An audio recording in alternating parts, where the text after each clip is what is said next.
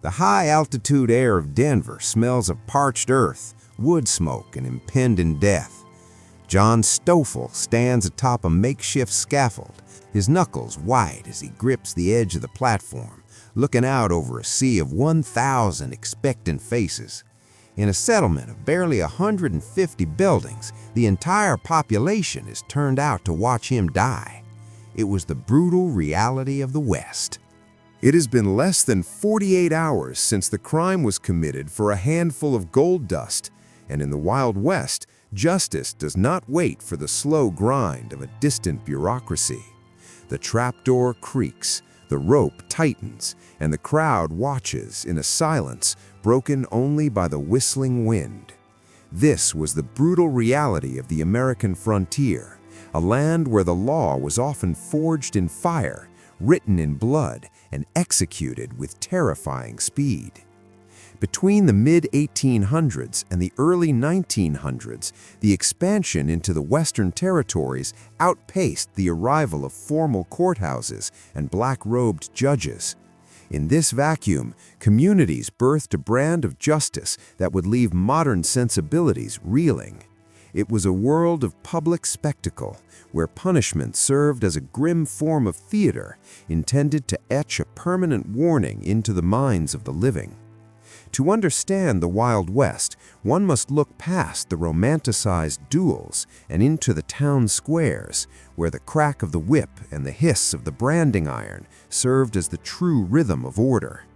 Subscribe to the channel as we peel back the layers of dust to reveal the most savage punishments of the American frontier. Long before the first bricks of a courthouse were laid, justice moved on wagon wheels. As pioneer caravans snaked across the plains, they functioned as mobile micro-societies. Wagon train companies elected their own councils, men who acted as judge, jury, and executioner while sitting around a flickering campfire. These traveling tribunals were born of necessity. They couldn't afford to house prisoners or wait months for a circuit judge.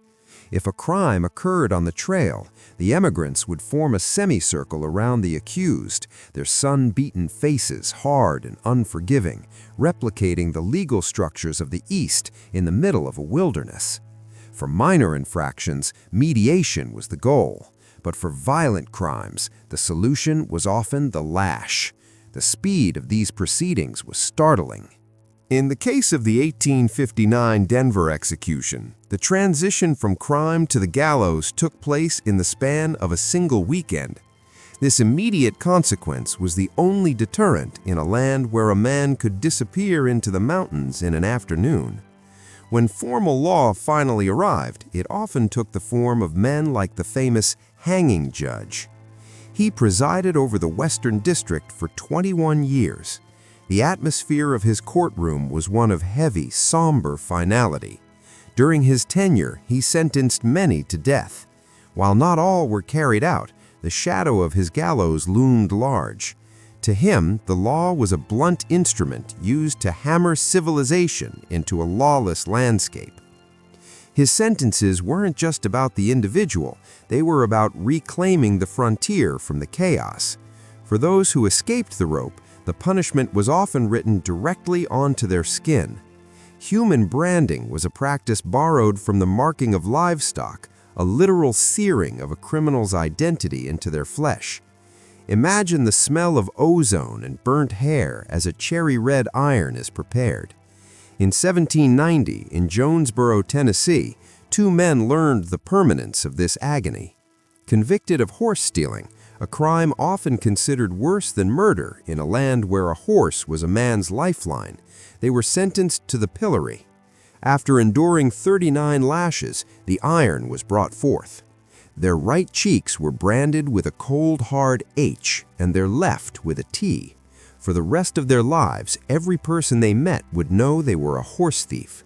They were walking advertisements of their own shame, forever exiled from polite society by a mark they could never wash away. This tradition dates back to the colonial roots. In 1640, a court ordered a runaway to be marked. Thieves might find a letter etched into their forehead. These marks were psychological anchors. A branded man could never truly start over. In the tight-knit, suspicious communities of the frontier, a scar in the shape of a letter was a prophecy of future crimes, ensuring that the offender remained an outcast until the day they were buried. If the branding iron was the mark of the thief, the whip was the voice of the town square. The sound of a lash hitting skin, a wet, heavy thud, was a common soundtrack to frontier life. When settlers moved west, they brought the traditions of flogging with them. Whipping posts were usually the centerpiece of the town common, situated near the courthouse to remind every passerby of the cost of transgression. The instruments of choice varied in cruelty. Some used simple leather straps, while others employed the multi-thonged whip. In 1846, an observer described a scene of gut-wrenching brutality, witnessing the lashes.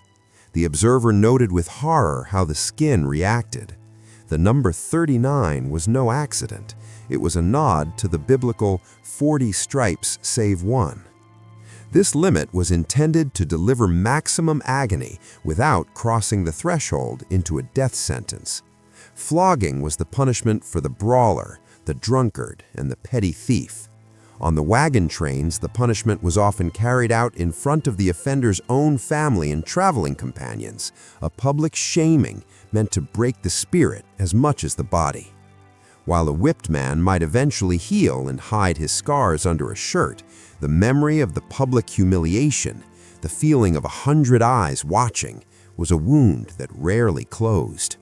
As territories matured, the scaffold became a more refined instrument of the state, though it remained a grim public festival. These were not private executions. They were grand, theatrical events that drew families from miles away, some even bringing picnic baskets to enjoy while they watched. An invoice from the Santa Fe County District Court in New Mexico, dated 1849, reveals the staggering cost. A single hanging could cost over $110, more than $4,500 today. The government paid for everything: the seasoned lumber for the frame, the labor of the carpenters, the coffin, and the specialized rope. There was a macabre craftsmanship to the profession. George Maladon, famously dubbed the Prince of Hangmen, treated his work with the precision of a master clockmaker. He preferred a rope 1.5 inches thick, which he would soak and air dry before meticulously treating it with tallow or soap to ensure it slid smoothly. Over 2 decades, he oversaw at least 60 executions, constantly refining his technique to ensure the knot was placed perfectly on the left side of the neck to snap the vertebrae instantly. Yet, even with such professionals, things went horribly wrong. In 1901, during a famous execution, the drop was so violent and the rope so unforgiving that the head was completely severed from the body. The gasps of the crowd and the sudden spray served as a reminder that even legal justice was a savage business. Perhaps the most visceral of all punishments was the practice of cropping. To permanently mark an offender, courts would order the removal of ears or the slitting of the nose. Even a crime like hog stealing could lead to a man having his ears nailed to the pillory and then being forced to slice himself loose with a knife. The physical sensation and the warm rush was only the beginning. In the Southwest Territory, the 1780 Cumberland Compact established a rigid social order. In 1793, a judge sentenced Nashville's first horse thief to a gauntlet of agony: 1 hour in the wooden stocks, 39 lashes, the severing of both ears, and the branding of the cheeks. To walk through a frontier town with cropped ears was to be a ghost among the living. You were a man without a future, a permanent ward of the criminal class, your very silhouette announcing your sins to the world. In the Southwest Territory, the 1780 Cumberland Compact established a rigid social order. In 1793, a judge sentenced Nashville's first horse thief to a gauntlet of agony: 1 hour in the wooden stocks, 39 lashes, the severing of both ears, and the branding of the cheeks. To walk through a frontier town with cropped ears was to be a ghost among the living. You were a man without a future, a permanent ward of the criminal class, your very silhouette announcing your sins to the world. These punishments are often viewed today through a lens of shock and disgust, seen as the remnants of a primitive mind. However, to the people of the Wild West, these were the necessary tools of survival. In a vast, unforgiving landscape where the nearest lawman might be a 3-day ride away, deterrence had to be loud, visible, and permanent. The public nature of the gallows and the branding irons provided a clear message in a world where news traveled slowly and authority was often a thin, fragile thread. Each branded face and each swinging body was a grim chapter in the story of a civilization struggling to find its footing. As the territories grew into states and brick prisons replaced the whipping post, these brutal practices began to fade into the shadows of history. Yet the echoes remain. The hiss of the branding irons and the precision of the hangman stay with us, a dark reminder of the terrible price paid for order on the American frontier. The sun sets on the era of the lash, but the scars on the landscape of history never truly heal. Justice was a heavy burden to carry in the Old West.